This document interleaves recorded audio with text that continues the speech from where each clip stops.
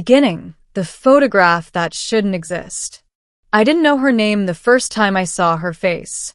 It was 3 years ago, buried inside a corrupted deep space signal captured by the Arecibo Relay Array's successor station orbiting Mars. I worked as a signal analyst for the United Planetary Research Directorate, specializing in anomalous transmissions, noise most scientists dismissed as stellar interference. But this wasn't noise. The signal had structure. Repeating pulses. Fractal compression. Someone or something was transmitting. When we finally decoded the visual layer hidden inside the waveform, the lab went silent. A face appeared on the projection screen. Not human. Her features were elegant but unmistakably alien. High cheekbones with a faint shimmer beneath the skin. Eyes slightly larger than ours, iridescent with shifting hues of silver and teal.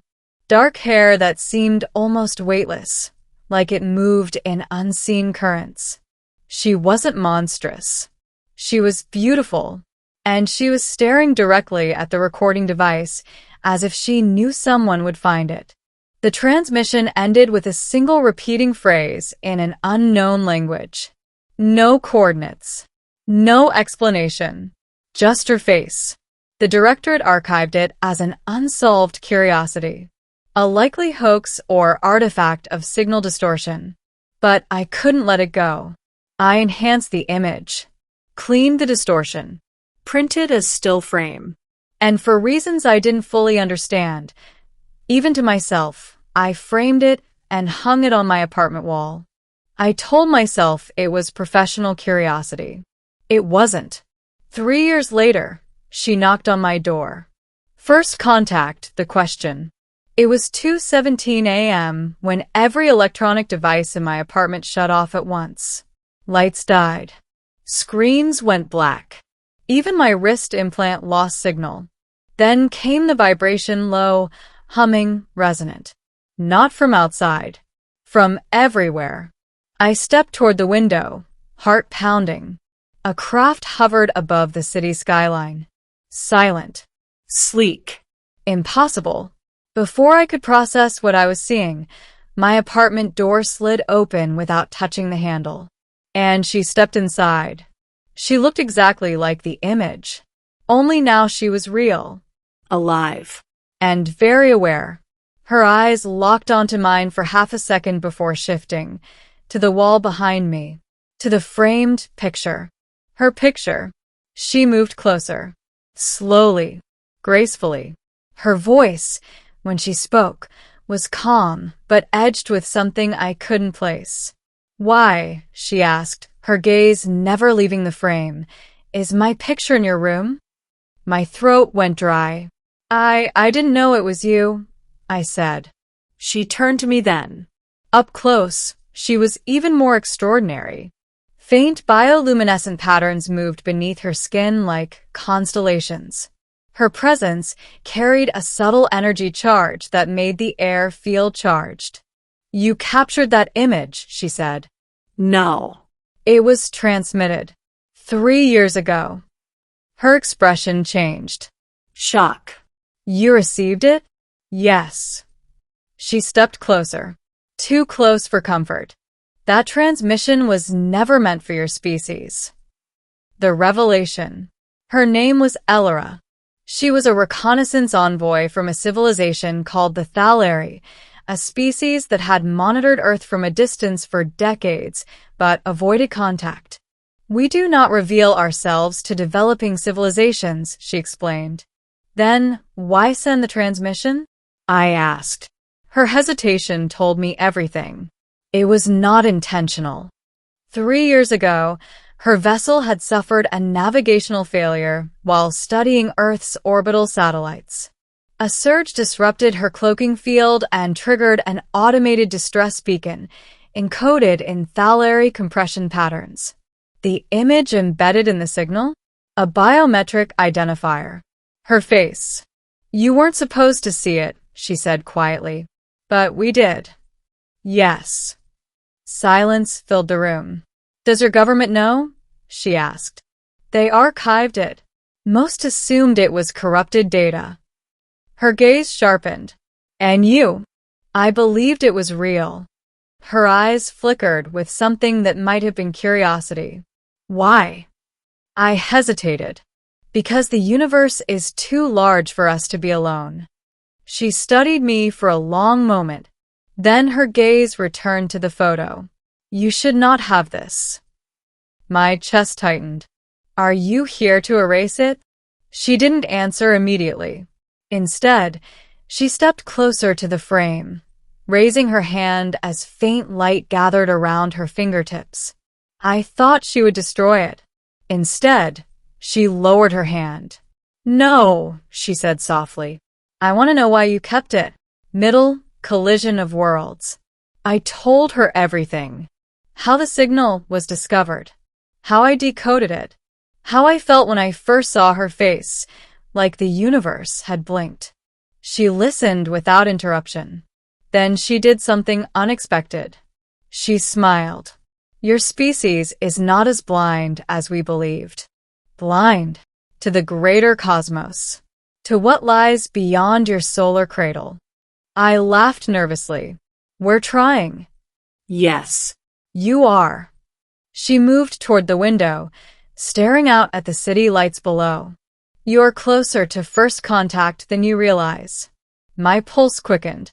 Is that why you're here? She turned back to me. No. Then why? Her expression darkened. Because once a species detects us, the Accord mandates intervention. My stomach dropped. Intervention? To assess the risk. Risk of what? Of you. Rising conflict, the threat. Elora explained that the Thalari were part of a larger interstellar coalition, an alliance that monitored emerging civilizations. Humanity had recently reached several technological thresholds considered dangerous. Nuclear proliferation, artificial intelligence, quantum experimentation. You have a talent for accelerating toward extinction, she said bluntly. Yeah. We're working on that. She didn't smile this time. When your scientists decoded my signal, it triggered a cascade alert.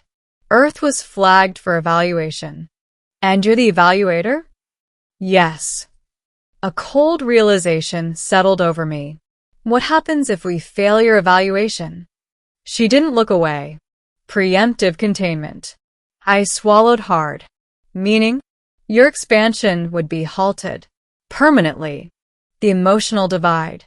Over the next hours, we talked. Argued. Debated. I showed her Earth's art. Music. History, not just our wars, but our recoveries. Our cooperation. Our resilience. You focus on our worst moments, I said. But that's not all we are. She watched footage of humanitarian missions, global scientific collaborations, families rebuilding after disasters. Her expression softened gradually.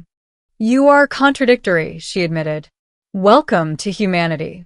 She looked back at the framed image. You kept this because it represented possibility. Yes. And not conquest. No. Silence lingered. Then her communicator pulsed. A projection formed in the air, another Thalari figure, sharper in demeanor. Envoy Elora.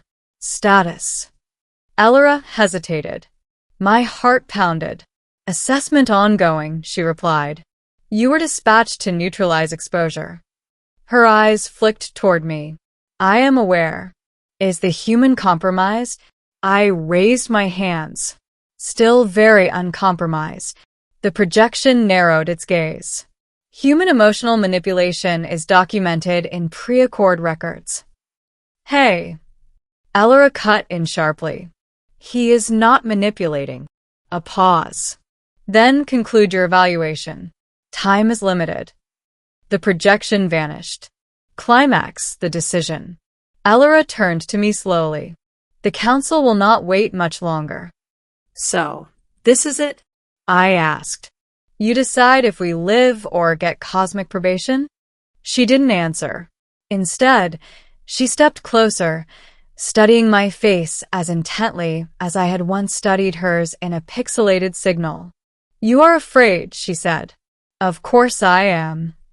Yet you did not attempt to attack me or alert your authorities, because I don't see you as an enemy." Her eyes shimmered faintly. "You could have exploited my presence. Why would I? For power, advancement, control." I shook my head. "I kept your picture because it reminded me the universe is bigger than us, not because I wanted to own it." Her gaze searched mine for deception. Finding none, the communicator pulsed again. "Envoy. Final decision." Elora closed her eyes briefly. When she opened them, they were steady. "Earth is not a threat," she said firmly. "Explain." "They are unstable, divided, but capable of growth. Direct containment would accelerate hostility." Silence from the council. Then, "Your recommendation?" "Observation only. No intervention." Another pause. "Noted." The connection severed. Aftermath, the answer. The room felt suddenly quiet. "Does that mean we passed?" I asked carefully. "For now." Relief flooded through me. "You saved us." "No," she said softly. "You did." She looked once more at the framed picture. "You saw possibility where others saw anomaly. And you saw potential where others saw threat." A faint smile curved her lips. "Yes." She stepped closer again. "So tell me," she said, her voice gentler now. "If you had known I was real, would you still have kept my image?" I met her gaze. "Yes." "Why?" "Because it reminded me that somewhere out there, someone was watching." Her expression shifted, something deeply personal flickering there. "I was," she said quietly, "ending a new beginning." Dawn began to rise over the city skyline. Her ship hovered silently above. "Will you come back?" I asked. "Yes," she said.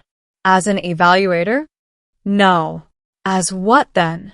She stepped toward the door, faint light outlining her form. "As someone who once asked why her picture was in your room." I smiled. "I'll keep it there." "Good." She paused at the threshold. "One more question." "Okay." "Why did you frame it?" I looked at the image, the first proof that humanity wasn't alone. "Because I didn't want the universe to feel distant."